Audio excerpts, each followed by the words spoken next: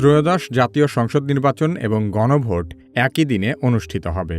ভোটের দিন সকালে ভোটকেন্দ্রে গিয়ে নারী ও পুরুষের জন্য নির্ধারিত আলাদা লাইনে দাঁড়াতে হবে। ভোটকক্ষের বাইরে ঝোলানো ভোটার ক্রমিক নম্বর দেখে অথবা দায়িত্বরত আনসার সদস্যদের সহায়তা নিয়ে নির্দিষ্ট কক্ষে প্রবেশ করতে হবে। কক্ষে প্রবেশের পর প্রথম পোলিং অফিসার ভোটারের নাম ও নম্বর যাচাই করবেন এবং ভোটার তালিকার ছবির সাথে ভোটারের চেহারা মিলিয়ে দেখবেন।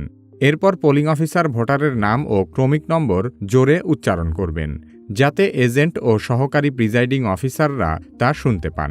পরিচয় নিশ্চিত হওয়ার পর দ্বিতীয় পোলিং অফিসার ভোটারের আঙুলে অমোচনীয় কালি লাগিয়ে দেবেন। এরপর ভোটার সহকারী প্রিজাইডিং অফিসারের কাছ থেকে 2টি ব্যালট পেপার সংগ্রহ করবেন। গণভোটের জন্য গোলাপি ব্যালট এবং সংসদ সদস্য নির্বাচনের জন্য সাদা কালো ব্যালট দেয়া হবে।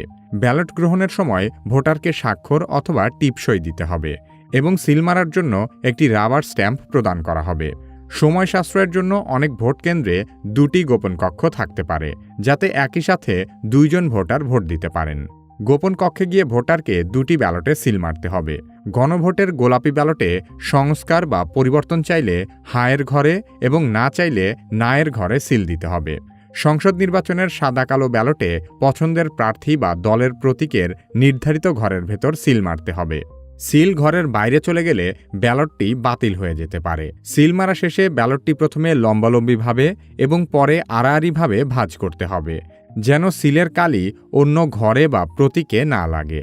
গোপন কক্ষ থেকে বের হয়ে ভোটারকে ব্যবহৃত রাবার স্ট্যাম্পটি সহকারী প্রিজাইডিং অফিসারের কাছে ফেরত দিতে হবে। এরপর নির্ধারিত ব্যালট বক্সে একই সাথে 2টি ব্যালট পেপারই ফেলে দিতে হবে। এই সহজ প্রক্রিয়ার মাধ্যমেই ভোটাররা তাদের ভোটাধিকার প্রয়োগ করতে পারবেন।